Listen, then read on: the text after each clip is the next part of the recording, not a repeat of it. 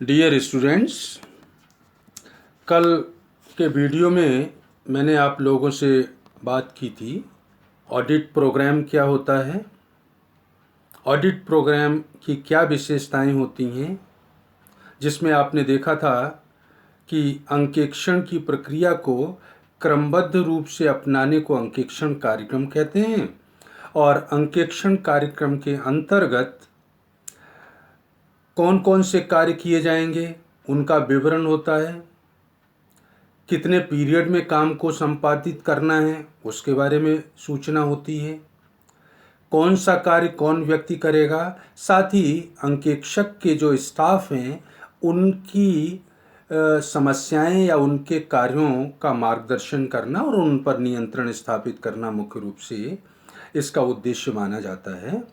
साथ ही एक अच्छे अंकेक्षण कार्यक्रम में कौन कौन सी विशेषताएं होनी चाहिए, किन किन मदों को हम उसमें शामिल कर सकते हैं, इसके बारे में ब्रीफ में डिस्कशन किया था। Today's point of discussions are advantages of audit program. Audit program बनाने के क्या लाभ हैं, क्या हानियां हैं, फ्लेक्सिबल लोचपूर्ण ऑडिट प्रोग्राम क्या होता है और जब आप ऑडिट स्टार्ट करते हैं तो किस तरह से आपको ऑडिट स्टार्ट करनी होती है उसके बारे में ब्रीफ में डिस्कशन करूंगा। तो आज पहले बात स्टार्ट करता हूं, advantages of audit program. Audit program बनाने से आपको क्या लाभ या सुविधा मिलती है उसके बारे में ब्रीफ में डिस्कशन कर रहा हूं। पहली बात तो यही आप देख रहे हैं कि कर्मचारियों को, चूँकि कार्यों का कर्मचारियों में बंटवारा किया जाता है, तो जो आदमी जिस लायक होता है, जितना योग्य होता है, उसके अकॉर्डिंग उसको हम काम दे देते हैं। काम में भी आसानी रहती है और कर्मचारियों की एफिशिएंसी भी बढ़ती है। साथ ही समय, चूँकि हमने टाइम टेबल फिक्स किया हुआ है, कितने पीरियड में कौन सा काम करना है, किन व्यक्तियों को करना है, तो उससे हमारे टाइम और लेबर की भी सेविंग होती है।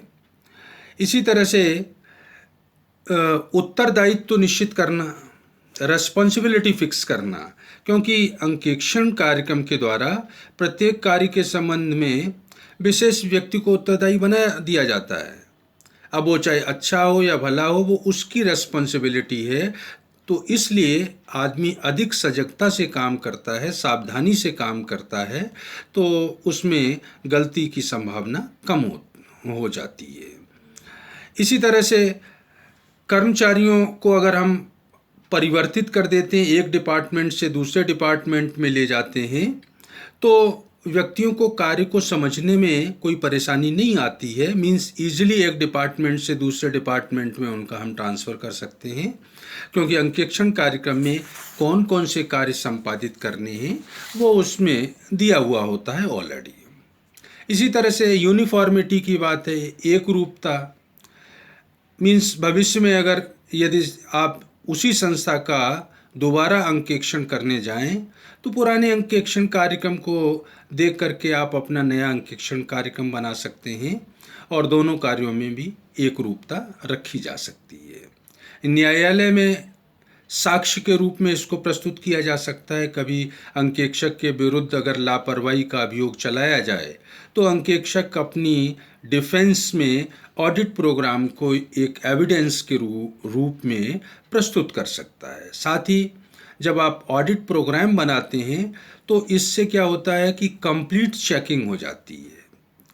मीन्स कौन कौन से कार्य हमें करने हैं वो ऑलरेडी डिसाइडेड होते हैं, तो कोई भी अंकेक्षण करने का क्षेत्र जो है वो छूटता नहीं है, क्योंकि उसकी प्लानिंग हमने पहले कर ली होती है। रिव्यू कर सकते हैं आप अंकेक्षण कार्यक्रम की सहायता से।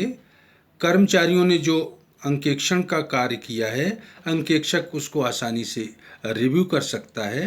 तो इस तरह से कुल मिलाकर के अंकेक्षण कार्यक्रम में पूर्व निर्धारित कार्यक्रम के अनुसार एम्प्लॉइज़ को काम करना होता है और हर आदमी का काम बटा हुआ होता है।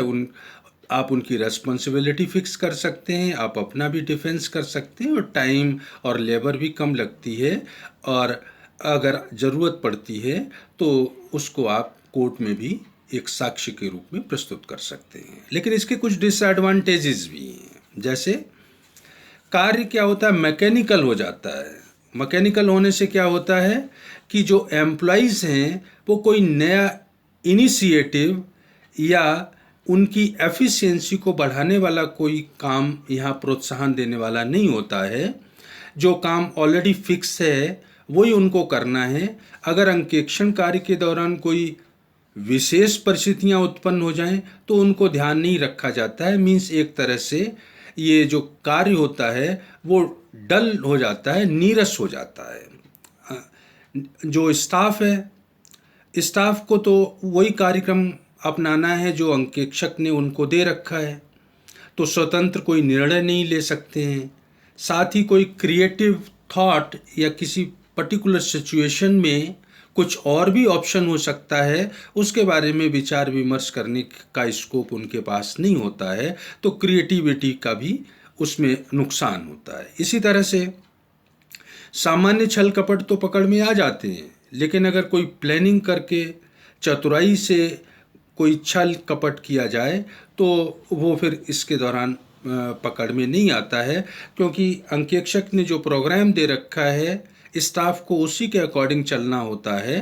तो जो बहुत होशियारी से फ्रॉड्स किए जाते हैं, क्योंकि उन लोगों को पहले पता नहीं है ऐसा हो सकता है, तो वो एक ट्रेंड के अकॉर्डिंग काम करते हैं, तो बहुत सारी चीज़ें फ्रॉड्स या एरर्स छूट भी जाती हैं। एम्प्लॉइज़ हैं उन पे मोरल प्रेशर कम हो जाता है। कारण इसका ये है कि आपने जो प्रोग्राम बनाया उसमें फिक्स है आपकी लिमिट, क्या क्या काम करेंगे आप। जब संस्था के कर्मचारियों को ये पता चल जाए कि अंकेक्षक कौन कौन से कार्यों को या किन किन लेखों मदों की जांच करने वाला है, तो वो फिर बाकी कार्यों के लिए निश्चिंत हो जाते हैं और हो सकता है कि इस स्थिति में वो लापरवाही बरतें और असावधानी से अपना कार्य करें। नए क्षेत्र पर ध्यान न देना, ओवरलुकिंग ऑफ न्यू एरियाज।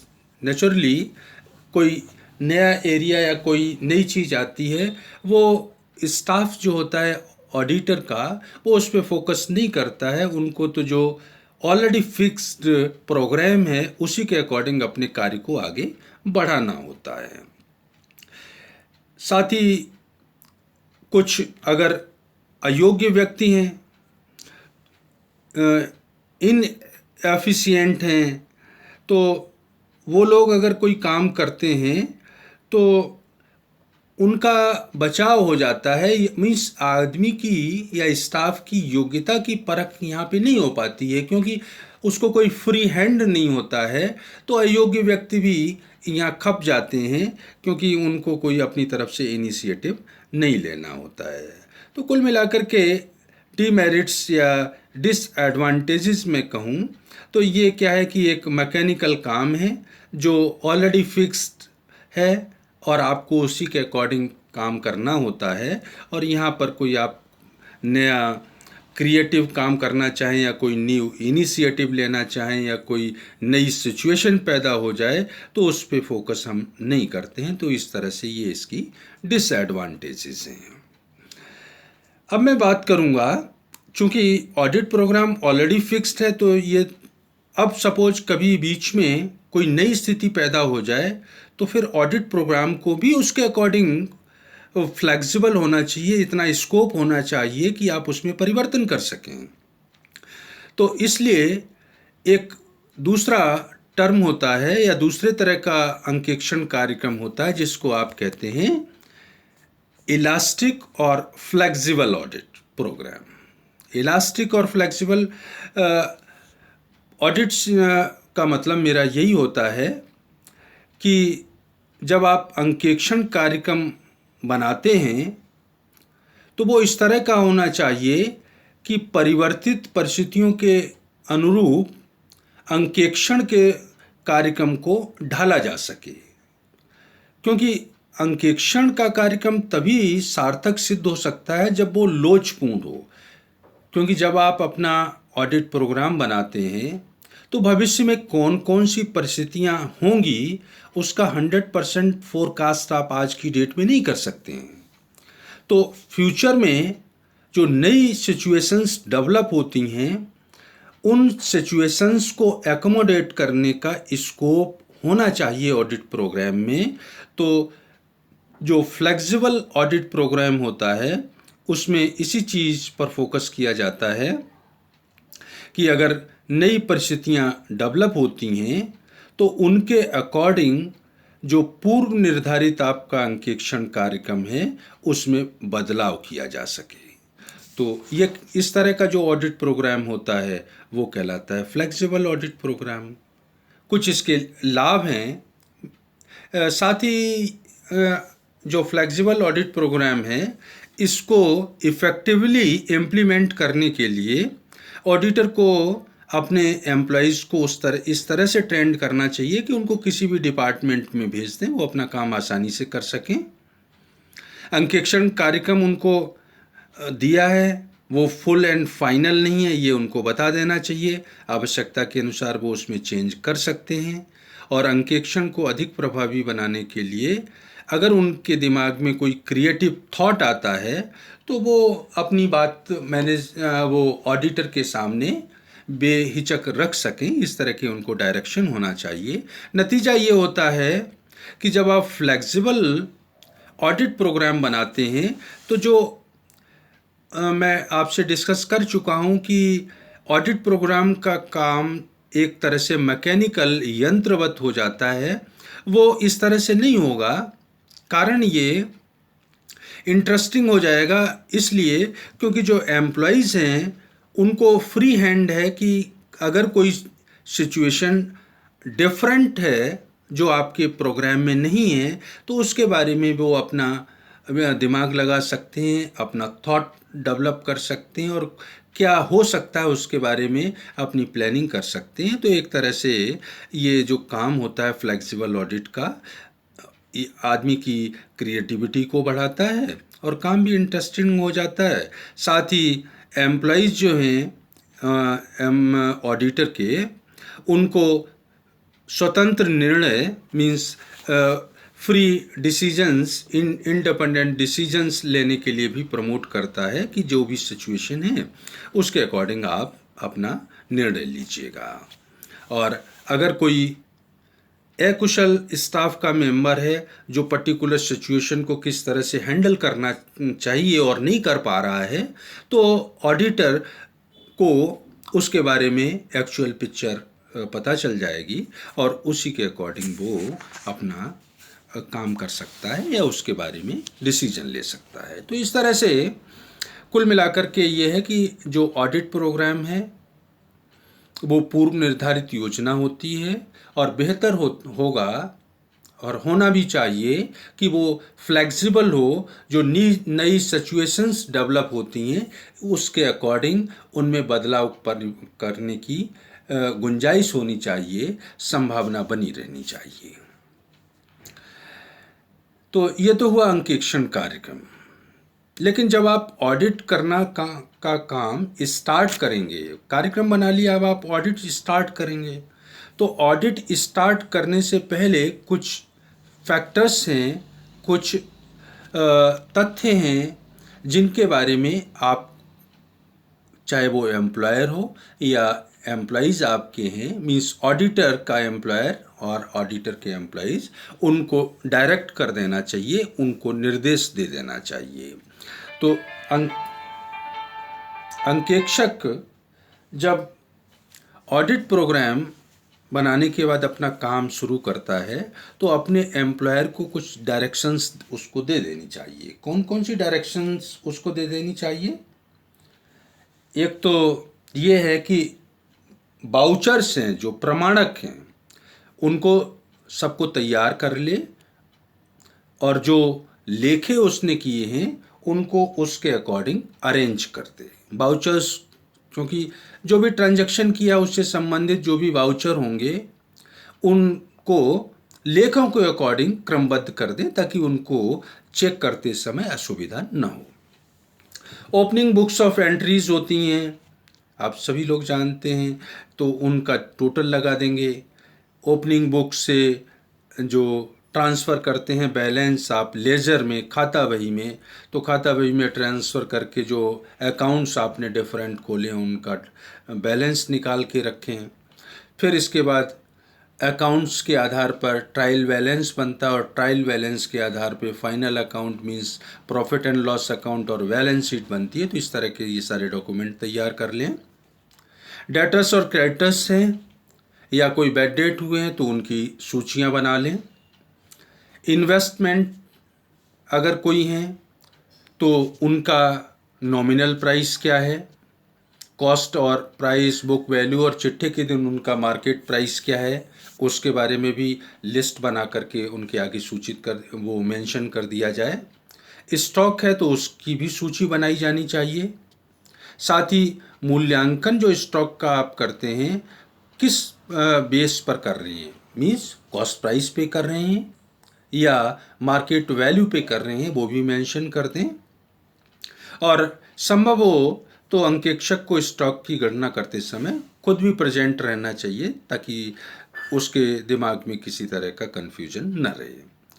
कुछ एडजस्टमेंट होते हैं, आप सभी जानते हैं फाइनल अकाउंट्स बनने के बाद, तो वर्ष के अंत में और प्रारंभ में जितने भी एडजस्टमेंट हैं, चाहे वो प्रीपेड एक्सपेंसेस के हों, आउटस्टैंडिंग एक्सपेंसेस हैं, एक्रूड और एडवांस इनकम्स के बारे में हैं, उनकी सूची बना लें और एक प्रमाण पत्र दे दिया जाए कि जो सूची में दिखाए गए समायोजन हैं वही हैं, इसके अलावा कोई एडजस्टमेंट करने की ज़रूरत नहीं है। स्थायी संपत्तियों के वो या स्थायी पूंजीगत व्यय हैं, स्थायी संपत्तियों के बारे में जो एक्सपेंडिचर आपने किया है उसकी एक लिस्ट बना लेनी चाहिए।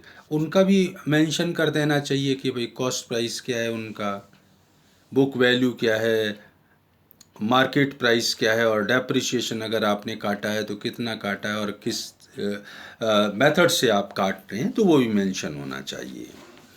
कंटिजेंट लायबिलिटी, संदिग्ध दायित्व अगर हैं तो उनकी भी सूची बना करके ये घोषित करना चाहिए कि जो दिखा दिए इसके अलावा कोई नहीं है।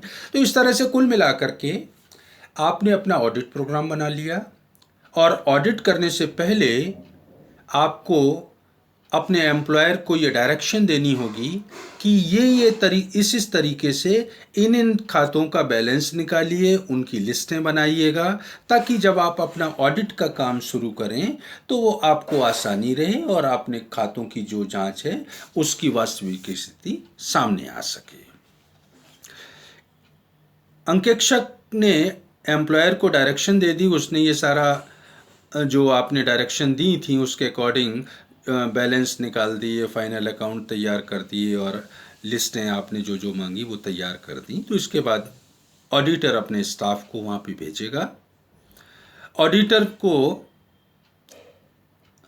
अपने स्टाफ को डायरेक्शन दे देनी चाहिए कि जो ऑडिट प्रोग्राम है उसके अकॉर्डिंग काम करना है। सामान्यतः ऑडिट प्रोग्राम फ्लेक्सिबल ही होता है, उसके अकॉर्डिंग तो काम करना ही करना है। साथ ही अंकेक्षण की जो नीतियाँ, प्रिंसिपल्स, टेक्निक्स हैं उनका प्रभावी उपयोग, इफ़ेक्टिव यूज़ करते हुए ऑडिट के कार्य को संपादित करना है और बीच बीच में उसको जा कर के उनको गाइड भी करना है और उन पे कंट्रोल भी बनाए रखना है। तो इस तरह से आज के लेक्चर में ये 2-3 पॉइंट मुझे आपसे डिस्कस करने थे कि अगर आपने ऑडिट प्रोग्राम बनाया है तो उसके क्या एडवांटेजेस और डिसएडवांटेजेस हैं, ऑडिट प्रोग्राम कैसा होना चाहिए।